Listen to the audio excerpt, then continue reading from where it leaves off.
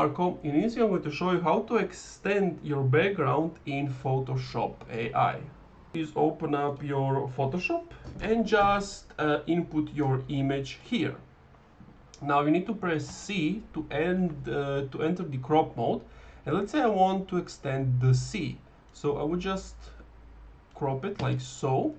You come to the select tool right over here, select this area, and then generative fill. If you don't see it, it's usually in this like 3 dots, but generative fill. Now you can tell it what to do, or you can just click generate and it will generate something based on the entire image. So let's just wait for it to do its thing. And as you can see, it has done it. The lake was extended and it looks perfect. You can also on the right side on the properties see some like other variants that you like, and you can just choose them. And that's it. Thank you for watching this video. If you enjoyed, leave a like, comment, subscribe.